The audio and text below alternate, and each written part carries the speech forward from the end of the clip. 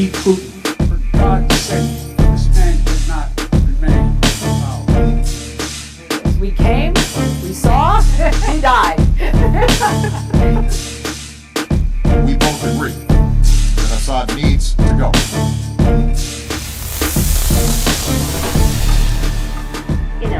Só seguia.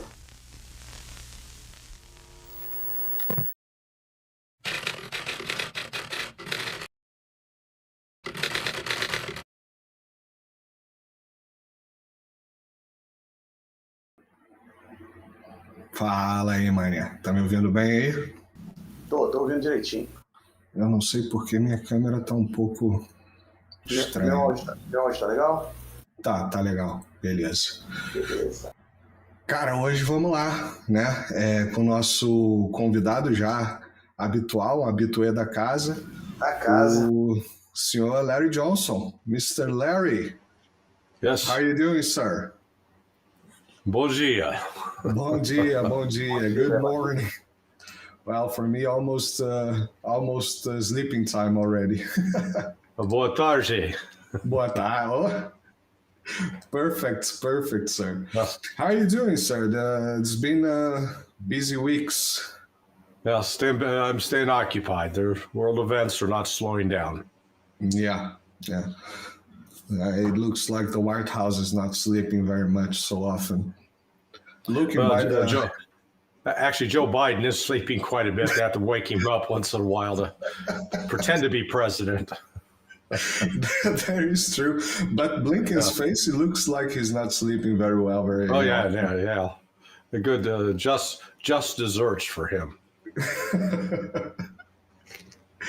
So this week, a lot of things are happening, but I would like to say, by the way, everybody, you can find all the Larry Johnson's social media and blog on the description.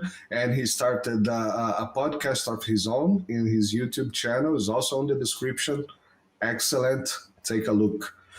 And so to start, this week, something interesting happened in Argentina. And I don't know if it was very publicized in the United States, but it looks like the United States is going to send the aircraft carrier, the USS George Washington, to Argentina. Have you heard anything about that? No, I hadn't heard that. That's interesting. Yeah. Please, go ahead. Well, no, I would be puzzled why.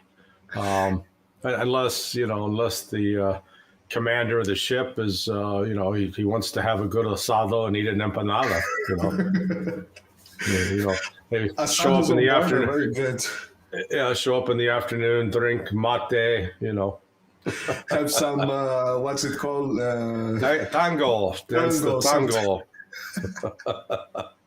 Yeah, I lived in Argentina, but I'm not a porteño. The porteños are the Buenos Aires types.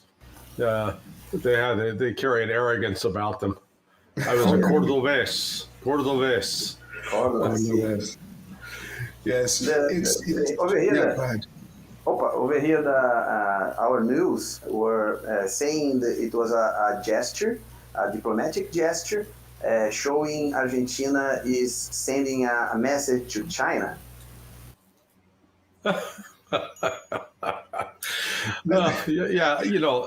The buffoonery that's underway right now with Malay is, is going to turn out, I think, to be a bad joke. But look, I first went to Argentina in, let's see, when was it? 1980. We left the end of December 84. I got 83, got there. So I was there all of 1984. So Raul Alfonsín had just become president. This was right after the end of the dirty war, La Guerra Sucia, and all the desaparecidos. So, we're talking 40 years ago. And Argentina was a drama then, full disaster. The hyperinflation. They had the peso, then the austral, then the peso again, and he kept you had to start learning how to subtract zeros. And yet, in spite of all that miseria, Argentina, man, they sort of struggle along. The trade unions are strong. The government's incompetent. And, they've continued that pattern over time. So Milei is clearly not reading the tea leaves, because the way the world is turning, the United States is losing its dominant position. And while the dollar still sort of remain the king of Argentina, I mean, when I was there, I was actually in a position, I was supervising the construction of a church. And I got to say, during that entire time of supervising the construction of the church and hyperinflation, I learned more Spanish swear words than, it was because, everything that could possibly go wrong with it went wrong. And every other good on that. Oh, yeah. Well, and so every other day I was trekking down to downtown Cordova to Casa Barugel and the Barugel family. So, Sephardic Jews from the Middle East that had settled in Argentina.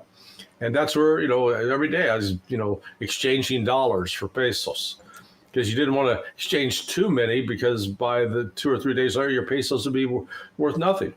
Oh, yeah. It was crazy.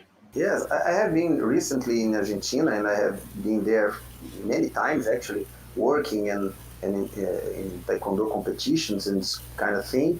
And there was always a very strong black market for dollars. Yes. Yeah.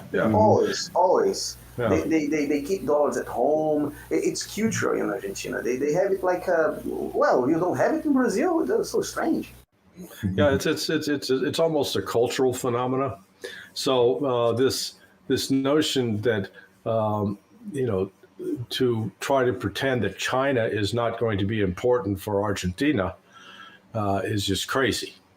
But the Argentines have they've been really good at one thing, and that's making very bad political decisions. Oh yeah. Consistently over the years. It is curious over there, because we have fallen the same mistake very recently here in Brazil. We were mad with our politicians, and we elected a crazy guy like a protest, right? And it was more or less what happened in the recent times in Brazil. And it didn't work. The Argentinians had the example here, and maybe they think we were incompetent with our crazy, and they will be competent with their crazy.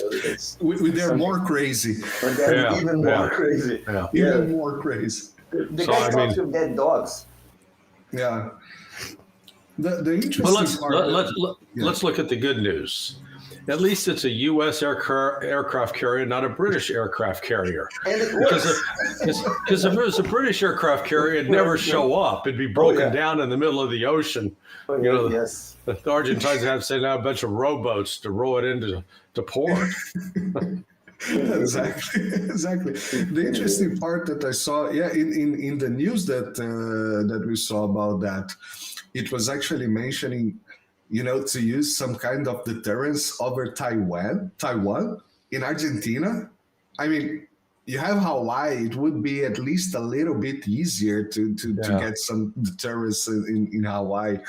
But the interesting parts that I found, what called my attention in the end of the news was there is this IMF loan that they are going to give, because China took out the loan for Argentina that they had promised to the former governments.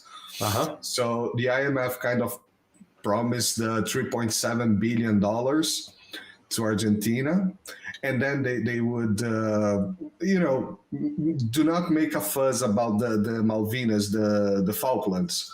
But the interesting part, that was the thing that called my attention, was that I saw in the news the Tríplice Fronteira, the tri-border, Brazil, Argentina, and Paraguay. Some allegations from the United States baseless allegations from the United States about Hezbollah. Excuse me. Oh, bless you. About Hezbollah activities without any proofs, not based whatsoever on anything, about Hezbollah activities. And I think we kind of brush over this some time ago when we said that there would be some, they were saying about the Hezbollah activities. And a year or two ago, or 1.5 years ago, there was some terrorist activities in power lines. I don't know if you saw that, Davidson. They took down a power tower. In Paraná, I believe. Exactly, in Paraná. O estado mais grande. O estado maior do Brasil, yeah. Exactly. Sorry. And that kind of triggered me. So I would like a quick opinion about that. What is this trigger, baseless or? Oh, no, it's not. Well, so, okay, here's what's going on. One of the things I did with my company, my consulting firm, BERG Associates, we did a lot of financial investigations. And a lot of this was product counterfeiting in Panama, or at least that's where the start of the investigation. But what we discovered, there is family networks is the best way I can describe it. So these are, they come primarily from Lebanon, some from Syria. And you've had both Muslims and Christians, but I'm talking about the Muslim groups. These are largely Shia Muslims. And they have, the families are businessmen. And they are involved with everything. I mean, you name a product, and they're involved. And so what I discovered was these networks, it'd be cousin, brother, uncle, second cousin, some family member. So they were based in Colón Free Zone of Panama, Maicao in Colombia. Maicao is a city up in the northeast corner of Colombia. Big smuggling center. That's where what would happen is the goods would get loaded up in Panama, put on these boats that were called costales, coastal boats, and then they'd sail along, and then they'd be hit the coast of like around Buenaventura in Colombia, and then the local Indians would show up and offload all the contraband, and then take it into Maicao. And then from Maicao, it'd be distributed into what they call the San Andresitos, all the black market area. And it would include legitimate stuff and illegitimate. My favorite was guys, here, I'll show you a pair. So these are Oakley, Oakley sunglasses. Mm-hmm. And I ran across a guy in one of the San Andresitos in Bogota selling Oatleys, Oatley, that kind of thing. So they're heavily into the black market. They had ties into actually some of the insurgent groups, and those same family networks, boom, down in Puerto Stroessner, there in the tri-border area. And particularly when you get into that city, it's like the Colón Free Trade Zone, but the Colón Free Trade Zone makes sense. It's at the north end of the Panama Canal. It's got all this ocean access. All these container ships come in and unload. Mm-hmm. How the hell do they get all this product there into Puerto and Ciudad del Este? I mean, honestly, it's not a ship port. It's up in the middle of the damn country. The river is not that passable. Yeah. Why is that such a major commercial hub? You got to ask that question. Yeah. And within that, you've got several of these Shia families. And I can send you a list. I got the details of all these different families. And what happens is they live in Brazil. So every morning they get up, because in that part of Brazil next to Ciudad del Este, they've got this you got a major airport there in Brazil that it's a cargo airport. So that's where all this contraband and everything else is flying in. It's flown in there, carted across the border, and then resold and redistributed. And then, the family networks go over to Iquique. So this is a long answer to, they're not making this up. But this one family that was up in Panama, I recall I actually saw the intelligence on this. So I knew him as a kid 20 years ago. He's now in his late 40s. He used to be president of the Cologne Free Trade Zone for a while. He got arrested on drug trafficking charges, money laundering charges. But I thought I was doing an investigation, and I thought I had him. He was involved with counterfeiting Sunbeam Oster products. And I went into his office and I said, I gotcha. I said, if you persist in this, I'll make sure that you never get another U.S. visa. And he laughed at me. And he opens his drawer and he pulled out. He had a visa to Colombia, a visa to Canada, a European visa, a passport. And then he had like 4 or 5 different passports. So he was like, yeah, get out of here.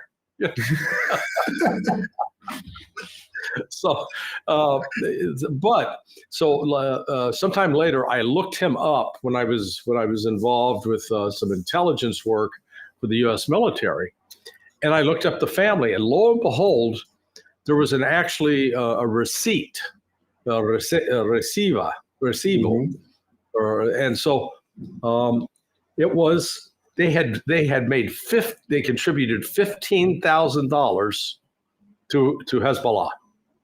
And on the receipt, they wrote, para misiles. It was to buy missiles. Now, you think, oh, my God, that's $15,000. Okay, these people are worth easily $300 million, okay? It's like toilet paper, papel higiénico for them, $15,000, I cleaned myself with it. So they were providing support, but it wasn't, it wasn't the kind of support that it was like a gesture, at Christmas, the person that's out there with the Salvation Army ringing the bell, you toss in a couple of quarters. That's what they did. So, these families. Maybe that was one time. Yeah. But see, this is what's going on here. These are family networks that have a basis in religion. They're not an ideologically religious network driven. The family is most important. They're not the guys that go into to plant a bomb or drive a car or a truck over people.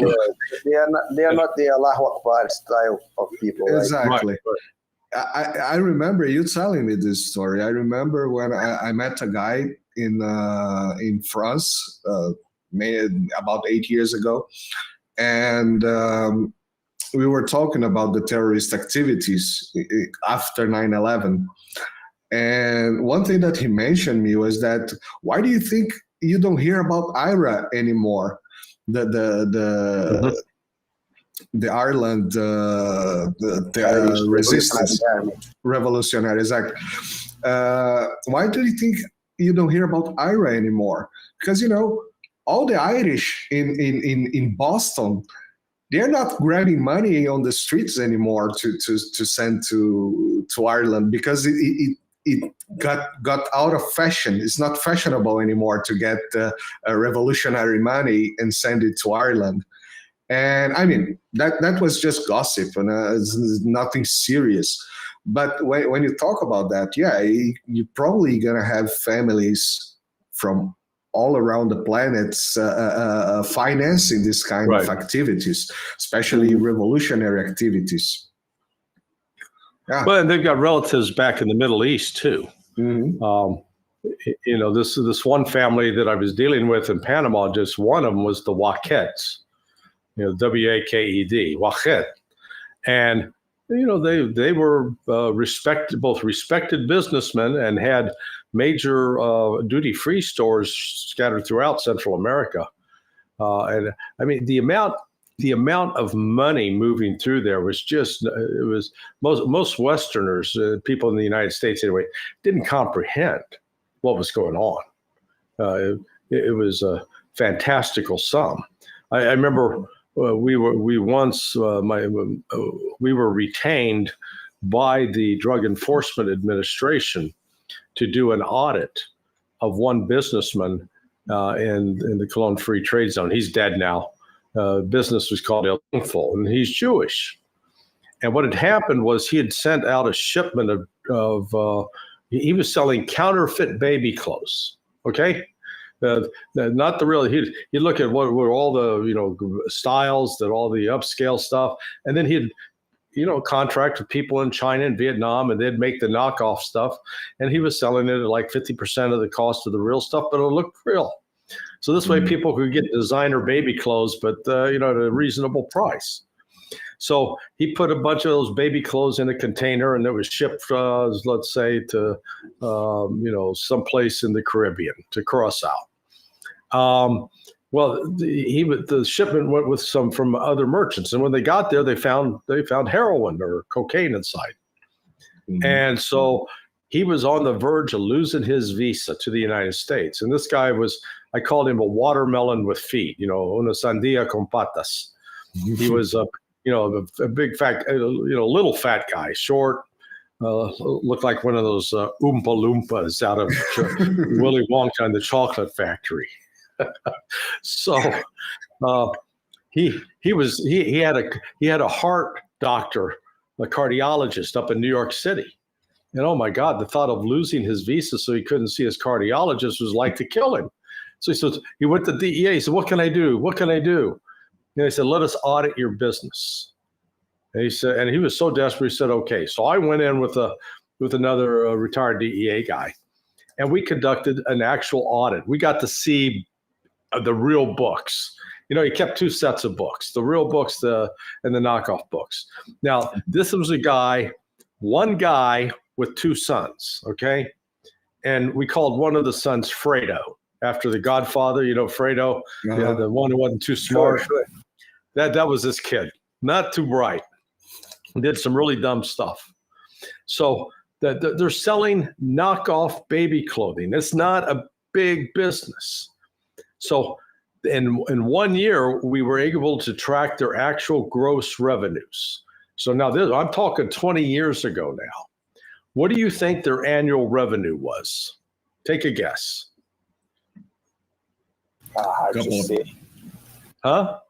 Couple of million? $80 million. 80. 80. In the 80s. And this was back in like 2000. 2000.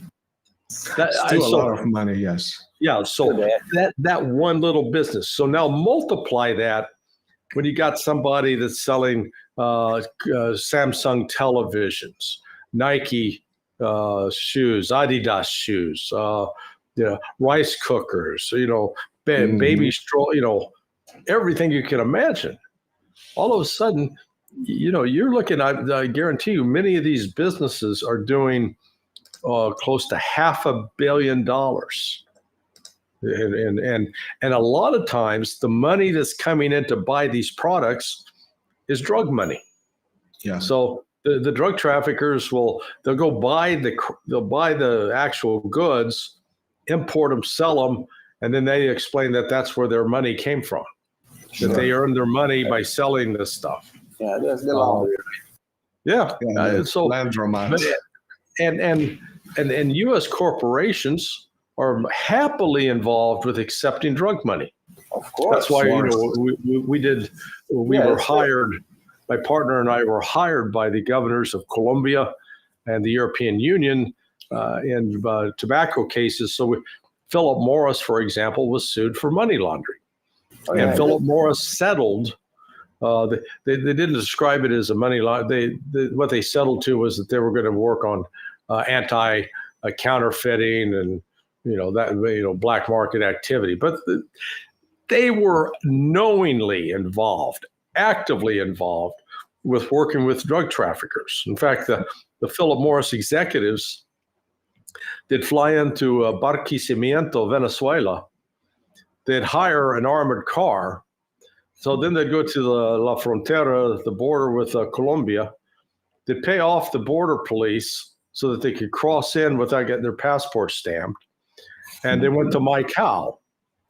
And in Maicao, they met with a Colombian senator, Santander López Sierra, who was known in Colombia at the time as the Marlboro Man, El Hombre Marlboro.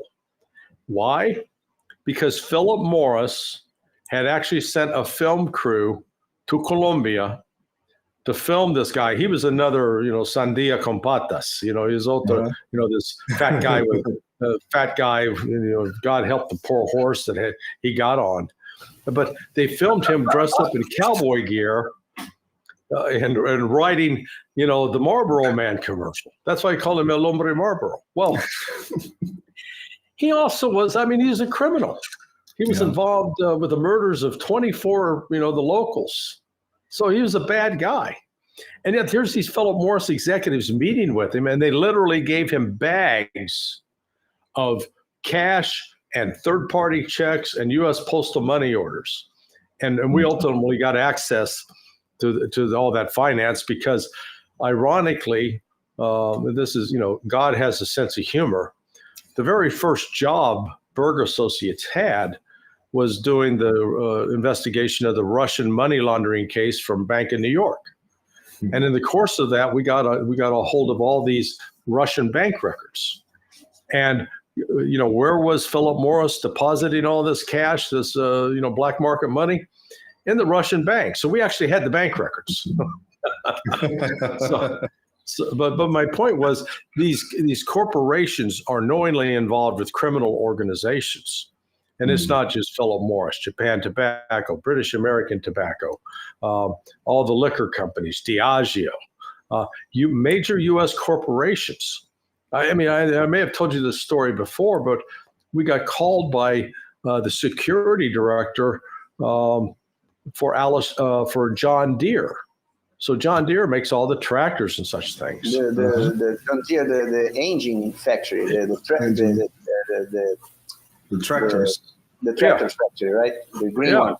Yeah, the green one. Okay. So we went to, it's on the border of Iowa, Illinois, to meet with the security director. And we got there, and here was his concern. He goes, we got this customer in Colombia, but he's paying us with checks drawn on a bank in Minnesota, Minneapolis. And they're going, yeah, that's a little odd. And so it turned out what they were what's known as third-party checks, because back in the 1990s, the Colombian cartels were sending. They go to Colombian families and say, "Hey, want a vacation at Disney World in Orlando, Florida?" And the people go, "Do we got to pay?" No, we'll cover your expenses. All you have to do is open 5 bank accounts while you're there. And people said, "That's it?" Of course. So these families would go up, mother, father, and then they'd go out. And back then, the United States was not requiring all this different ID to open bank accounts. So these guys, husband and wife, go out and open a bank account. And you know how it is with Latino names. You've got the matronym and the patronym. So the mother's name and the father's name. Mm-hmm. And so if I'm Juan Rodriguez Sanchez, I open an account with Juan Rodriguez Sanchez. Then I open one with Juan Sanchez, and then Juan Rodriguez, and then Juan R. Sanchez. So before long, I've got 5 different bank accounts with sort of 5 different names. And when you open a bank account, they give you starter checks. So these guys would make like a $50 deposit. And the cartels had given them money. Here's your cash. You open each account with $50. Okay. Then they'd go back to Colombia and they'd turn over these checkbooks that they had already signed, hadn't filled them out. Well, once those accounts are open, then comes the pitufos, the Smurfs. So the drug cartels have these guys and gals Their job every day is get up in the morning, go to the stash house, pick up bags of cash, and go to these different banks and make deposits, through the drop box. $500, $1,000, not a lot, but do it like every day, 6 days a week. After a while, those amounts build up. So here's this guy in Colombia. He wants to buy a tractor. If he goes to buy a tractor with the official exchange rate, and he's got to pay for it in dollars, he's going to have to pay 10 pesos to buy $1. But the money brokers for the cartels, they go, hey, we make you a deal. We'll only charge you 7 to 1. So your $1 will buy, 7 pesos will buy $1. That way you're going to save 3 pesos. So, only crazy people would not follow up on that deal. And so that's essentially what was this guy had third-party checks that were being drawn through a bank in Minnesota that were being used to pay for this tractor. And so we explained to the security director at John Deere what the deal was. He goes, no, that's bad. So he went and briefed the president of John Deere. The president of John Deere said, not my problem. Money's money. Yeah. Money's money. Yes, not my problem. And that's exactly same thinking of the owners of the banks where the accounts are being opened and on and on, right? Yeah. So this is why I say that, a lot of times we like to blame the cartels, the drug traffickers in Mexico and Colombia. Yeah, they're bad guys. Sure. But we ignore the other bad guys that are the corporate types, both in the United States and in Europe and in Asia, who are enabling all this, making it explains why a assault rifle made in Swaziland is killing people in a Brazilian's land. Yeah. So it's just the corruption's across the board. I will say this, that as we did these investigations overseas, we dealt with a lot of lawyers, and we had actual informants, guys that had spent time in jail. We have one fellow's a member of the Russian mob, one of the clans. Another was a Sinaloa cartel guy. Another was a Cali cartel guy. And I must say, we found all of the criminals to be far more honorable people than any of the lawyers. The lawyers were god awful. Couldn't trust them. They'd lie at any chance. At least with the criminals. Yeah. What they told you, they were men of their word. You could go to the bank on it. Because in their world, if you did that kind of lying and you tried to pull something over somebody, you get killed. Yeah, you get killed. So they knew what the stakes were. That's why I think Shakespeare wrote "Kill all the lawyers." That would. That's that joke. What's 10,000 lawyers in the deep sea, right? In the United States. A good start. Yeah. Exactly. Talking about a good start, did Ray manage to become a black tall NBA player after all? Did who? Ray McGovern. Oh yeah, no, he's not yet. Not yet. Usually people accuse me of being the NBA player. My name is Larry Johnson, because Larry Johnson was grandmama on the New York Knicks. 6'8" black power forward. No, I was when I was thinking about having introductions for the guests, and then I began to think that was a bad idea because I would never be able to remember the script that I made in my mind.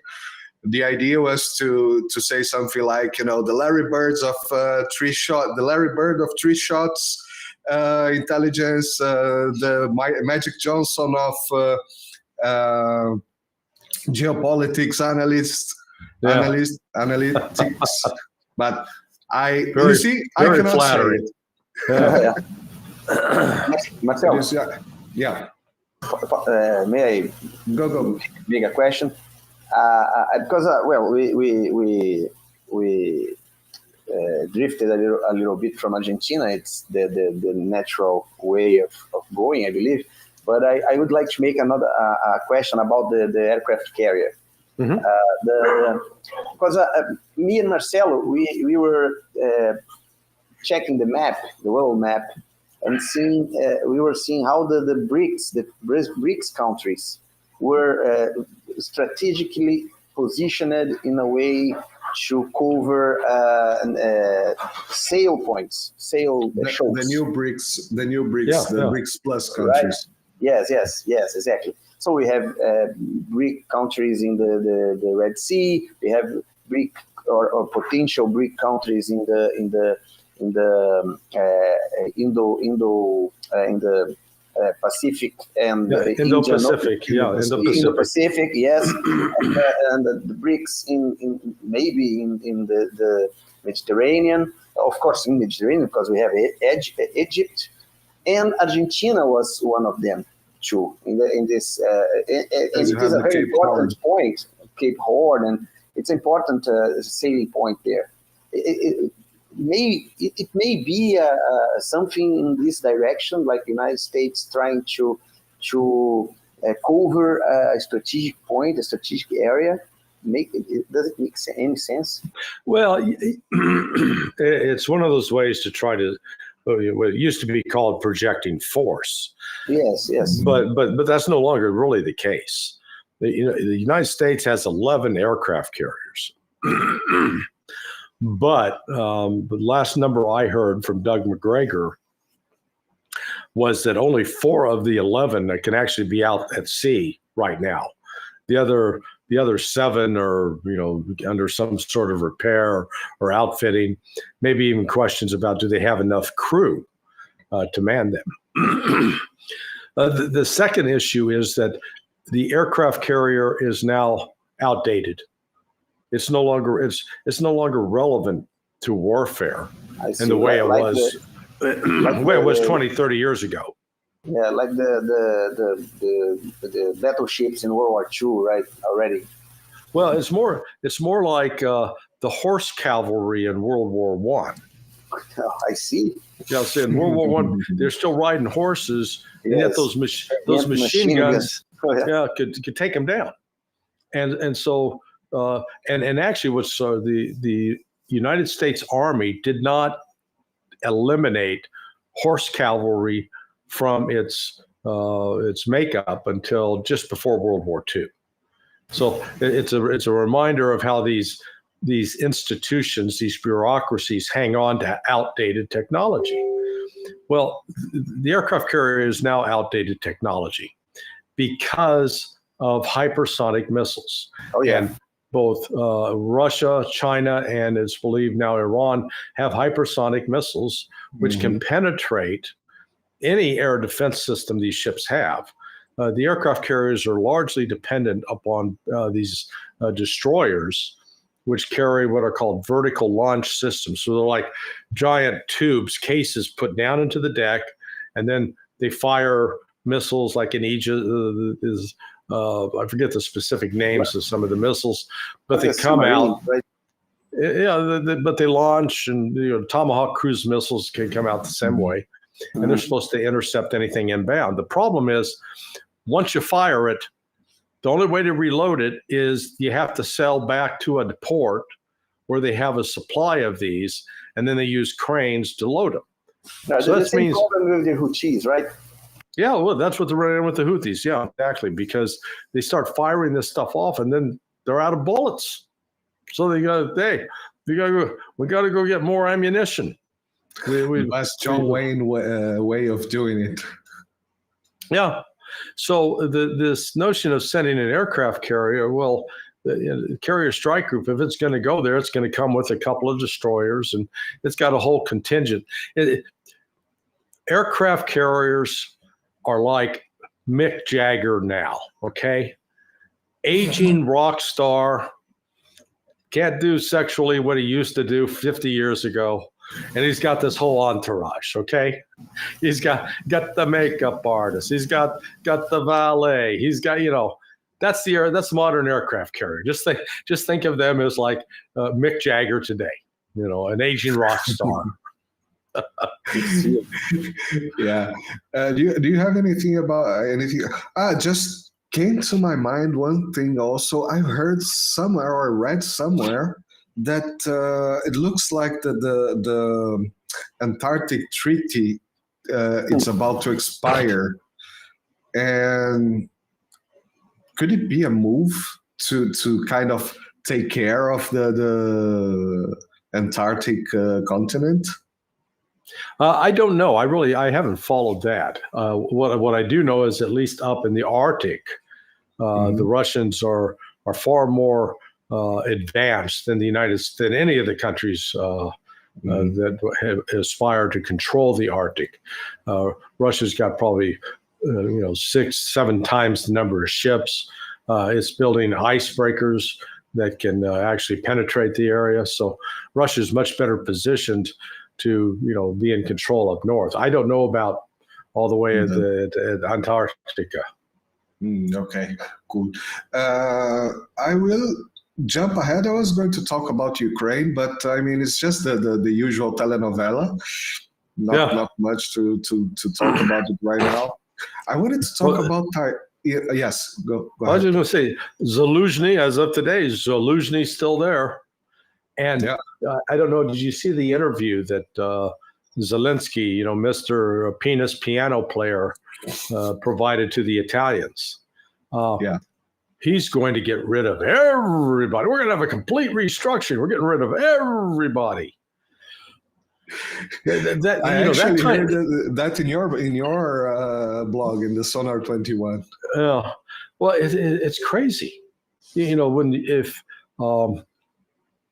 When you start having that kind of shakeup, not just removing the top guy, but where you're removing other commanders at the next level down, you've now instilled chaos into a military structure that doesn't deal with chaos well. They have that chain of command, and so once you put the entire chain of command into question, then if you're like a colonel or a lieutenant colonel, so you're in charge of some smaller units, you're not going to be making any kind of decisions. You're going to be almost frozen with paralysis. Why? Because you're not sure who's going to be in charge. You're not sure who's going to ultimately take over. And if you make the wrong choice, then all of a sudden you could find yourself out, or yourself as a target, or yourself, maybe even executed. So, the best thing to do at that thing is don't do anything. Just sort of sit back and wait and watch. Well, there's nobody giving orders. Let's not follow anything. Right. And so the Russians aren't faced with that, man. The Russians are pushing forward, and they're really making huge advances in the last 3 days in Avdiivka. And cutting the Ukrainians to shreds. And that's part of the reason with this kind of chaos. So the longer this goes on, the more endangered the Ukrainian military effort is. Yeah, I'm starting to hear some analysis that we may be looking at a near-ending war in Ukraine. Well, not war, but a near-ending sustainable war from the Ukrainian side. That would be just a quick question. What's your opinion about that? Well, I've been saying that for quite a while. I mean, since last September. Since April 2022, more or less. Well, yeah. So, I mean, in April 2022, I basically said, look, this war is over. And it didn't mean that the fighting was going to stop immediately, but just the complete disparity in resources coupled with Russia's fear of an existential threat. It wasn't going to back down. That it's that dead man walking concept. They don't realize they're dead yet, but they're dead. It's just we haven't seen the actual final act take place. Like Bernie's weekend at Bernie's. Yeah. So we're seeing an acceleration in the decline It's a counterintuitive term. The decline is happening with greater rapidity right now, and the political chaos. They're supposed to have elections in March. Well, here's the United States insisting Ukraine's a great democracy, but they're not going to have elections. Why? Oh, well, we're at war and we can't afford democracy. Oh, okay, I get it. That doesn't make sense. And the United States political situation is such, there's not public support to pour money into Ukraine. Not at all. I mean, hell, they're a loser. Americans don't mind supporting a winning cause, but these guys are losers. So with the money drying up, they're going to get more desperate. And it's just, I think I've always said it's a matter of time.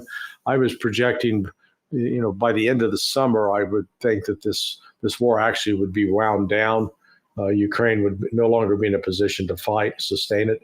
But, you still got all these crazies in the West and in Europe that insist they're going to continue to pour money into this. The only thing they're missing, though, is the new rules-based international order of the United States says that if you provide money or weapons to a third party and that third party attacks us, we can attack you, okay? You've now crossed the red line. We can attack you. Okay, if that's the new rule, then let's apply it across the board, baby. That means the United States and Europe should be attacked by Russia because they're giving weapons to Ukraine that Ukraine is using to kill Russian civilians. Yeah, the logic that Austin said about the Iran, the exactly right. Militias.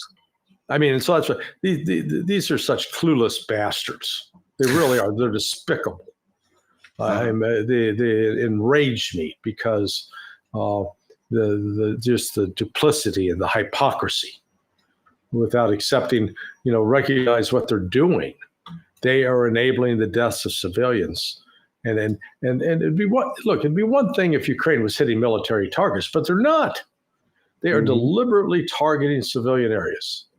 And Russia, by contrast, has gone the opposite direction, limiting its strikes so it does not hit civilian areas. And a lot of times when the Ukrainians claim that they're suffered casualties from a Russian strike, it's because the Ukrainians fired a Patriot missile battery and the missile went awry and hit its own people. Mm-hmm. Yeah. You're muted, David. Well, let's allow ourselves. Go ahead. Sorry. Yeah, okay. Like the incident in Poland, right? The Patriot that fell in a farm in Poland, and no, it was not a Patriot.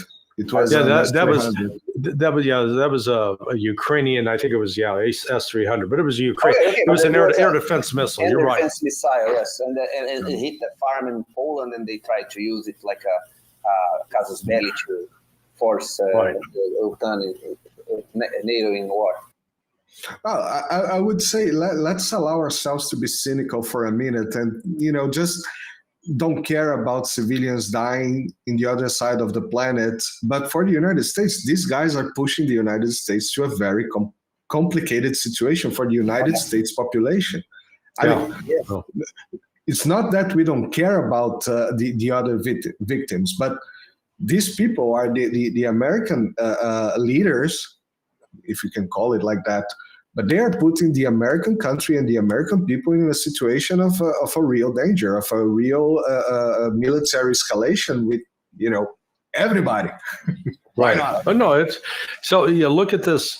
We're not sure what it was. They're saying it was a drone, whatever it is that hit that base in Jordan, Tower 22, killed 3, wounded 47. So what does the United States do? We go out and we bomb reportedly 85 different targets.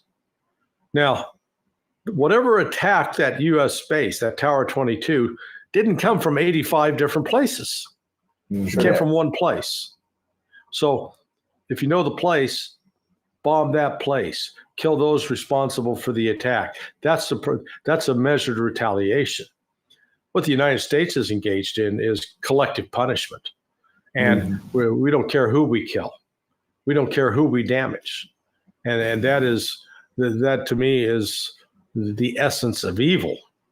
The United States is a country that's out of control, and it's drunk with its own power and its ability that it can go bomb whoever it wants, whenever it wants, wherever it wants. Well, not wherever, because if they avoid going into places where the people can actually fight back.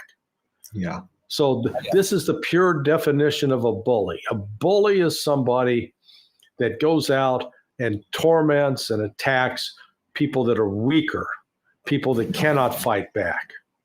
And that's why one of the great movies are those movies which feature the bully getting his comeuppance, getting defeated, getting beaten. Yeah. That's where the United States is headed. We're headed toward getting a beating one of these days. Sure. Well, very soon, probably. Oh yeah. About that, we are seeing in the news and all around this crisis involving Texas and the internal problems in the United States, internal disagrees in the United States. To me, it's like it's easy to put everything together. It seems to me that the Americans are actually starting to understand exactly this. We are the villains. We're supposed to be the good guys, and we are the villains. More and more people are sick of it. Yeah. Is it true? Because I have seen a lot of channels in the internet that are trying to sell the story that the U.S. is winning. We are attacking the Houthis, and we have these animations when they put these mouths in the countries, right? And I have seen a lot of channels like this saying that the Houthis are being beaten. The America is punishing the bad guys and all stuff. So it's an effort to keep people thinking everything is fine, right?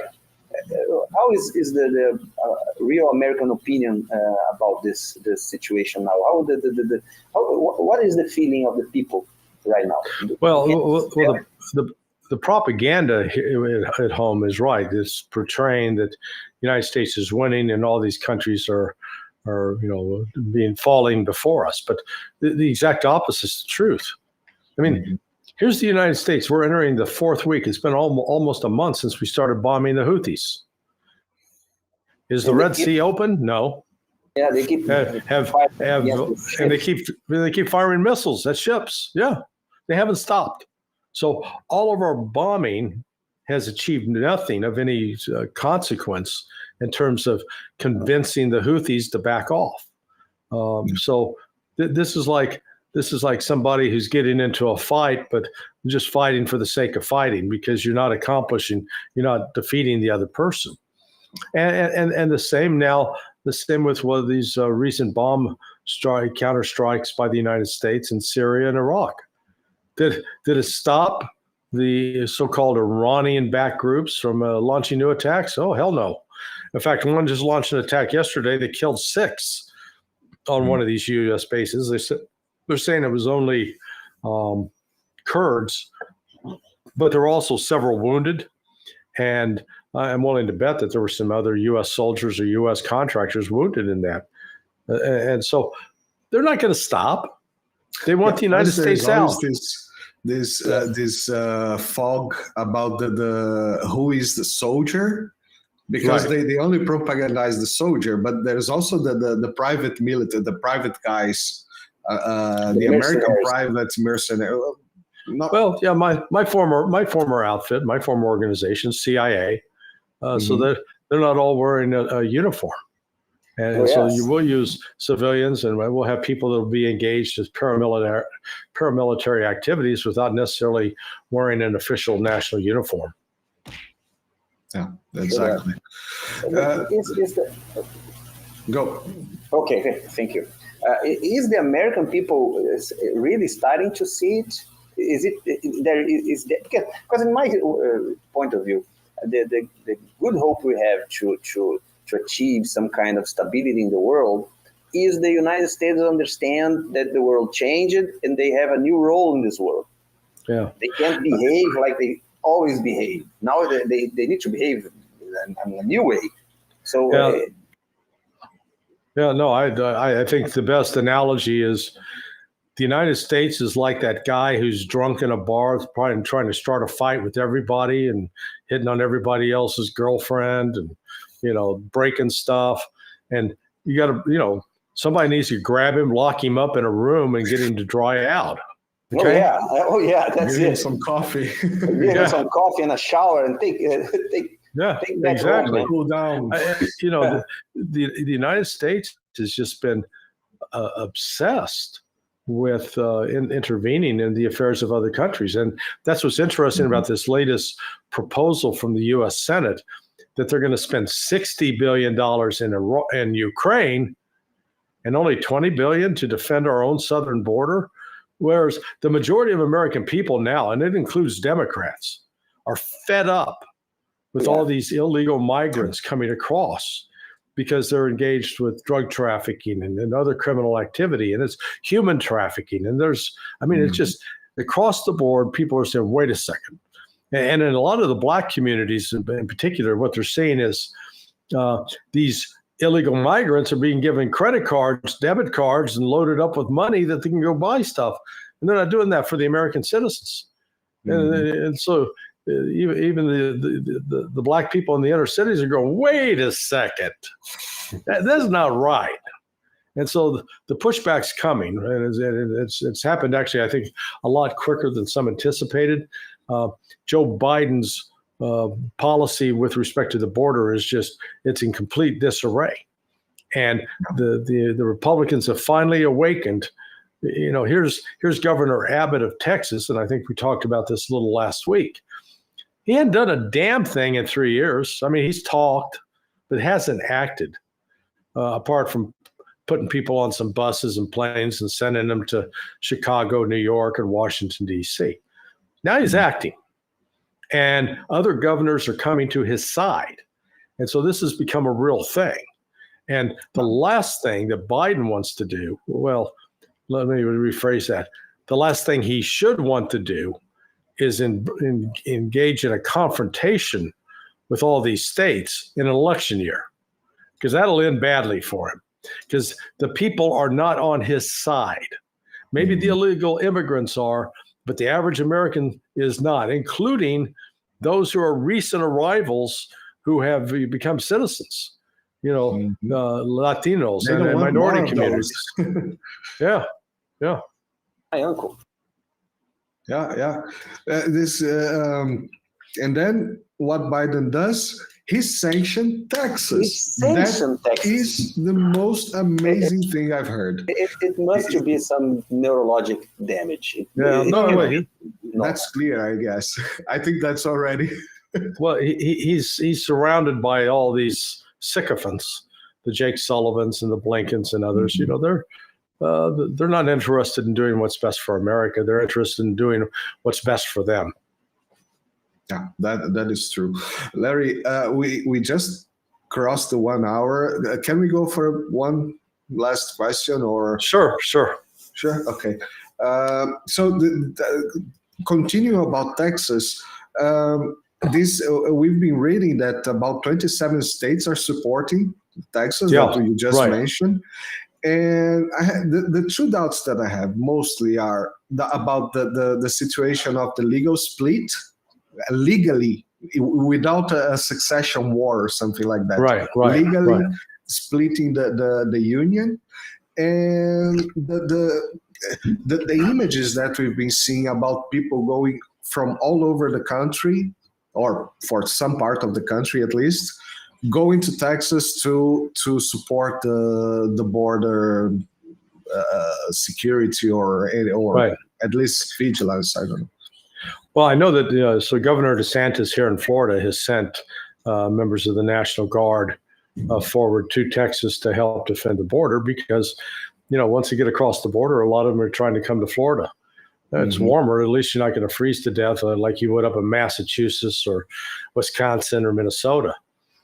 So there's that appeal. But I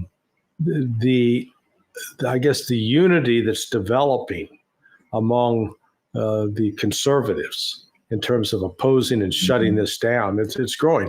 Up to this point, frankly, there were several Republicans, and this guy Langford out of Oklahoma, he's a case in point. I guarantee you probe into the money that's behind him, the money that's supporting him is coming from people who are benefiting from illegal workers. They're paying subhuman wages to these people. They're exploiting. I guarantee it. That he's not doing this out of the goodness of his heart. He's a despicable person, and that there's usually some corrupt money behind this. So this whole drama that's unfolding is coming at a time that you're seeing that there's now more support in Congress for impeaching Mayorkas, the head of Homeland Security, in charge of trying to stop the border. He's not stopping it; he's enabling it. Mm-hmm. So it's just it's more grist for the political mill this year, and it's grinding in a direction that's not going to favor the Democrats. I see. Is it a serious threat to the United States? And trying to take Trump from the elections will not put more fire in the more wood in the fire. Yeah, it's reminding everybody that they're always doing it in the name. They're proposing fascism in the name of saving democracy, and what Abbott of Texas seized upon is this one clause in the Constitution, which states basically that if a state is being invaded and the federal government is not doing anything to stop it, that state has the right to defend itself. And that's exactly what Texas is doing. And if this goes all the way to the Supreme Court, the Biden administration will get its ass handed to it, because that is that's the principle. And anybody with an open mind can recognize that. It's the only ones who don't want to recognize it are those who are just these blind partisans. But this is I don't know if this will evolve into civil war, but it's certainly a challenge to weaken federal authority, because the feds will not enforce the laws that are on the books. That's the bottom line. Exactly. So just to finish this, I would like to ask about Austin. He finally showed up. He looked like he had a long night with Latrell. You remember Latrell? Yeah. Hey man. He lost some weight. They got him off of the Twinkie diet. Exactly. The Twinkie. But today, before we come here, I saw a tweet from Medvedev. And, the usual Medvedev troll tweet, just trolling the whatever decisions that are going on in the United States. But there was a serious aspect on that. And not concerned me, but I would like to understand this, because he mentions the fact that Austin disappeared for, 3-4 weeks. Yeah.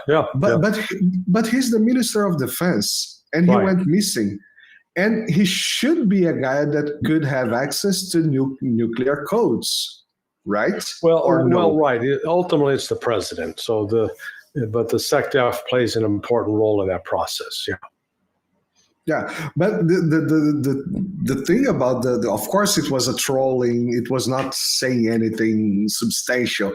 But my question in that case would be like, this if he has access to this was not under his protection during this entire time. What could be the consequences of this going rogue, of going open, or even getting information to the Russians and Iranians? Yeah. Well, it's possible. I guess he ultimately did hand authority over to his deputy. Okay. And so that power would have transferred to the deputy. But it's just, it's another example of that these are not serious people. They're lacking in professionalism. They have no sense of duty towards the country, and it's all about them. So he was always, his concern was entirely about himself, and without any regard for the welfare, well-being of the country. And he doesn't see anything wrong with that. But that's how he's gotten through his whole career. They promoted him because he was a black guy, not because he was a great officer, not because he was the smartest one in the class, not because he was the most capable, but simply because he had a darker skin color than others. And they wanted to make a show. And that's sad, because when you do that, you end up calling into question whether there are people who just happen to have black skin but are actually exceptional individuals in terms of their talents and ability. And so, it's sort of the peculiar thing about America, that we judge so many things by how much melatonin you have in your skin, or melanin in your skin. As opposed to, you get into other places like, I didn't see that kind of racism in Russia, which is one of the reasons that you had so many black Americans during the Cold War go to the Soviet Union, because at least in the Soviet Union they could be treated with equality and with respect. They weren't judged according to the color of the skin.